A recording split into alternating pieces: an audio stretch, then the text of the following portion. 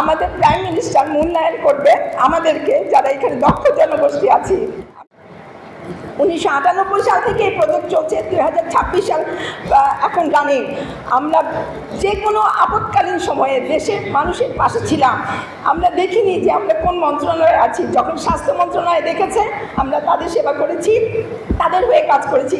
তার একটি উজ্জ্বল দৃষ্টান্ত হচ্ছে আমাদের কোভিডকালীন সময়ে।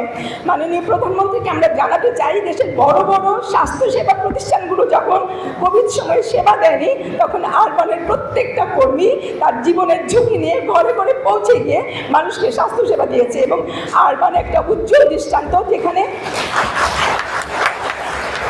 একটা মিনিটের জন্য কোভিডকালীন সময়ে আমরা আমাদের স্বাস্থ্যসেবাকে বন্ধ রাখিনি। এটা অত্যন্ত গর্বের সহিত আমরা এখানে যারা আছি, আমাদেরই প্রত্যেকটা কর্মীর হয়ে আমি বলছি, প্রত্যেকটা কর্মী একইভাবে কাজ করেছে। ওখানে কোনো ডক্টর, কোনো প্যারামেডিক, কোনো নার্স, কোনো সুপারভাইজার আমরা কিন্তু দেখিনি কার ডেজিগনেশন কী। ওখানে আমরা মানুষের পাশে ছিলাম।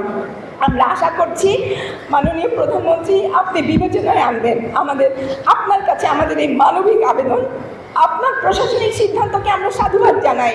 আপনি যে মন্ত্রণালয়ে আমাদেরকে কাজ করতে বলবেন আমরা সেখানেই করব, বাট আপনি আমাদেরকে বাদ দিয়ে কোনো সিদ্ধান্ত আপনি দিবেন না। এটা আপনার কাছে আমাদের একটা মানবিক আবেদন। অগ্রযাত্রা প্রতিদিন, নির্ভীক প্রত্যয়ে উজ্জীবিত।